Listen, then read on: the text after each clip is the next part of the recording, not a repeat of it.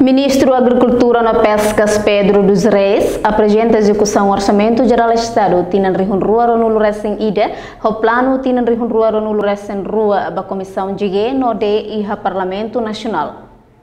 Iha apresentação execução Orçamento Geral do Estado tinan rihun rua ronulu recém ida no plano orçamento tinan rihun rua ronulu recém rua iha sala plenária Parlamento Nacional Dili loron sanulu recém lima fulang novembro tinan rihun rua ronulu recém ida marcamos presença Russi responsável Instituto Pesquisa Desenvolvimento da Formação no Promoção Bambu Ministro Agricultura e Pescas Pedro dos Reis HTT execução Orçamento Geral do Estado tinan rihun rua ronulu recém ida atinge total $8 americano tokon ronulu recém sia rihun atus hat hitu nulu recém sia no atus rua hat nulu recém rua.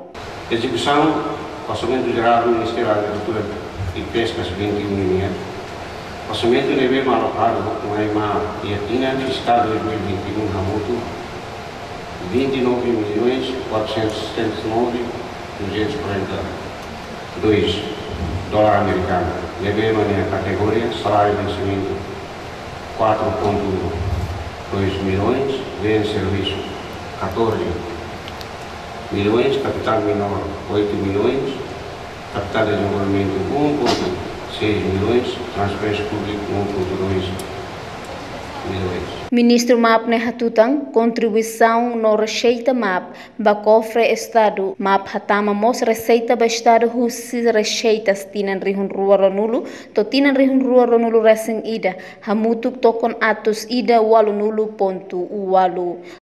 Contribuições ou receitas MAP, ba cofre do Estado, MAP hatama mos receitas ba Estado, livros de publicação, linhas, licença atividade sobre o total de receitas que se tinham rihun rua ronulu, o rihun rua ronulu recém hamutuk 180,8 milhões.